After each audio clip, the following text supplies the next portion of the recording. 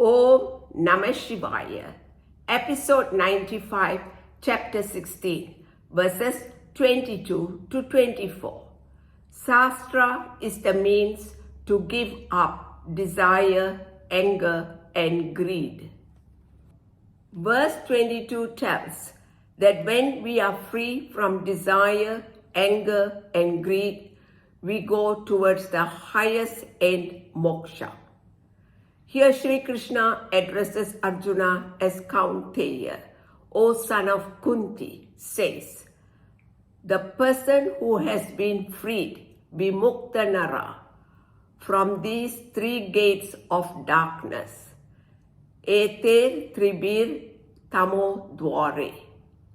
Nara means human beings who do not get destroyed, who are totally free from these three gates of pain, as they are able to use their viveka to discriminate between Atma and Anatma, to live a life of proper conduct as they know that they are the imperishable Atma.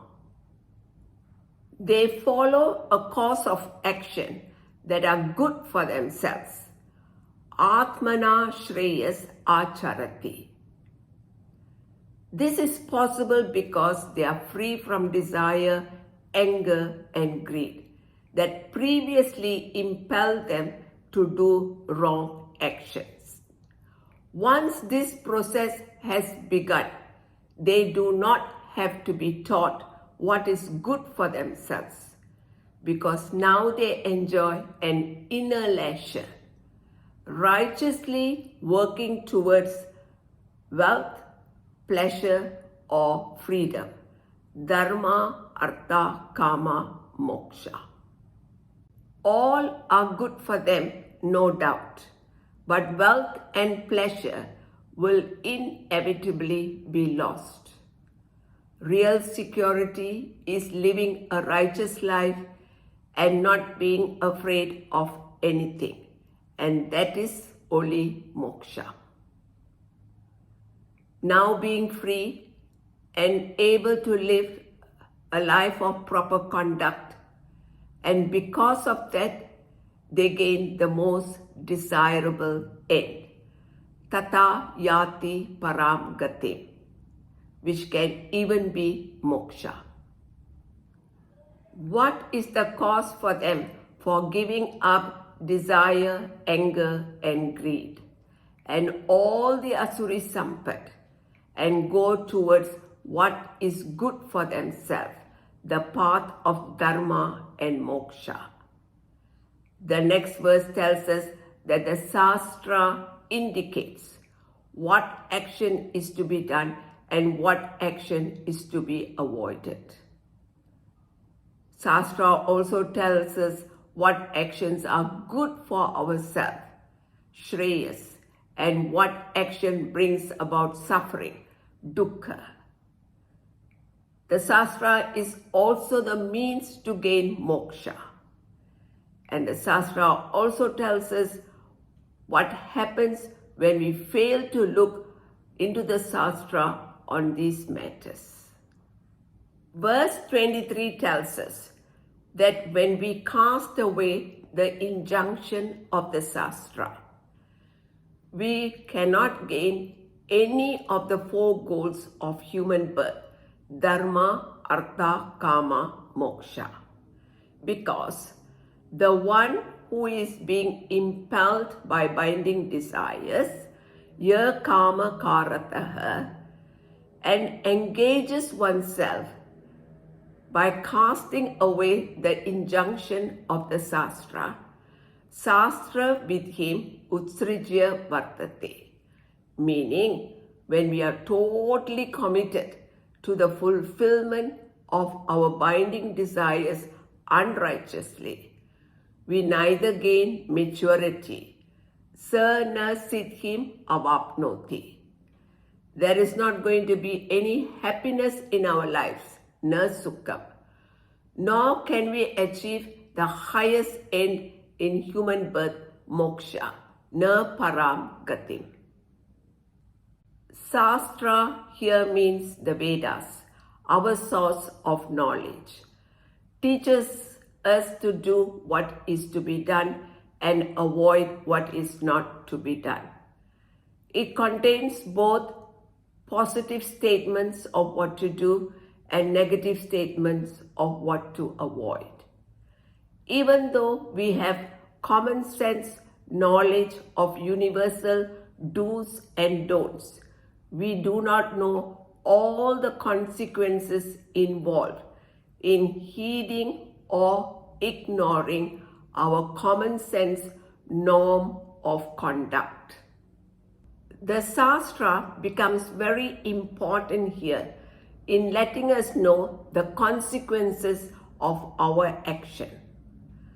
Even if our wrong actions are not detected and punished here, we cannot escape the law of karma, so says the Shastra.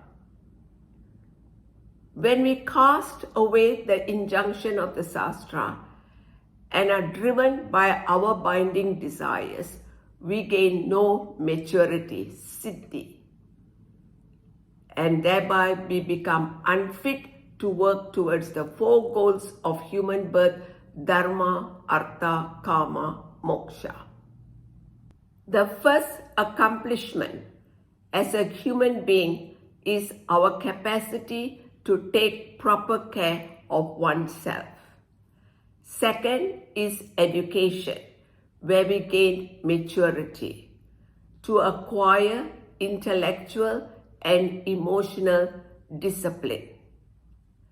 In youth, all the faculties of our body, mind, senses are at its peak. It is the best time to learn. And when we learn about the injunction of the Shastra and apply it in our life, we gain mastery over our asuri tendencies and cultivate divine qualities. Only then we have the capacity to work towards the four goals of human birth, righteously working for wealth, pleasure, and freedom. Dharma, artha, kama, moksha. When we disregard the injunction of the Shastra, it is just not possible to gain maturity. And when there is no maturity, there is not going to be any happiness, na sukham, in our lives. To be happy, we must be matured. Otherwise, every small thing will upset us. Not only will there be no happiness in this world, we will also not gain the highest end, na param gatim. The purpose of human birth, moksha. In verse 24, Sri Krishna concludes the chapter, says, first, therefore, the Shastra is the means of knowledge for you, Arjuna. Tasmat Shastram Pramanam Te. Shastra, meaning the Vedas, that which is instrumental in giving rise to knowledge, not only for Arjuna, but for everyone. The kind of knowledge the Vedas give is in the determination of what is to be done and what is not to be done in a given situation. Karya akarya vyavasthitam. Whenever we want to know whether it is proper to do something or not, what kind of prayers we have to do, when to do them, the method of doing them, how much wealth we can have, how much to distribute, are all in the Shastra. Second, knowing what is said by the mandates of the Shastra. Jnatva Shastra Vidana Ukta. A Vidana is what is mandated. For example, it is mandated that we must not hurt another. We must not speak falsehood etc. Also mentioned are the righteous duties of a Brahmana, Kshatriya, Vaishya and Sudra. The Shastra clearly mention our righteous duties at different stages of our lives.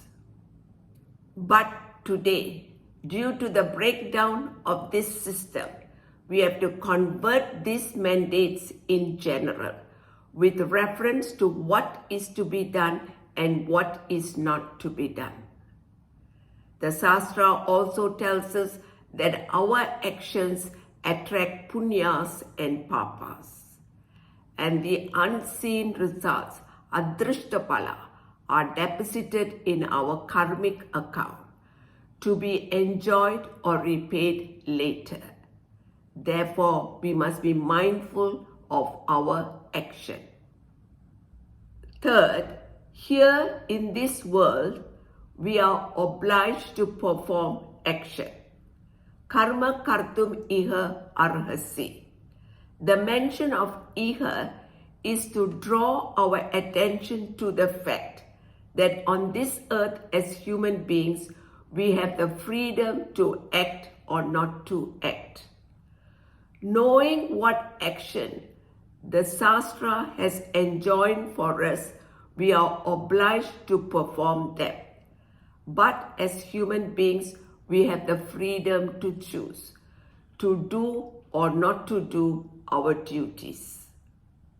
This freedom to do or not to do our duties is to be used and not abused.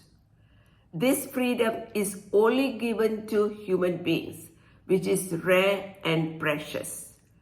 When we choose to do our righteous duty for the purification of our minds and qualify for the knowledge of Brahman, we discover that we are Satchit Ananda Atma, Brahman. This is freedom, moksha. This is the essence and importance of the injunction of the Shastra. With this, we conclude chapter 16 entitled Devi Asura Sampat Vibhaga Yoga, telling us that the Shastra is the means to gain divine qualities and avoid Asuri tendencies. Chapter 17 is entitled Shraddha Traya Vibhaga Yoga, the yoga of the threefold Shraddha. Please like, subscribe, and share these episodes with your friends and loved ones. So till then, Om Purnamada Purnamidam Purnat Purnamudachate Purnasya Purnamadaya Purnamevavashisate. Om Shanti Shanti Shanti.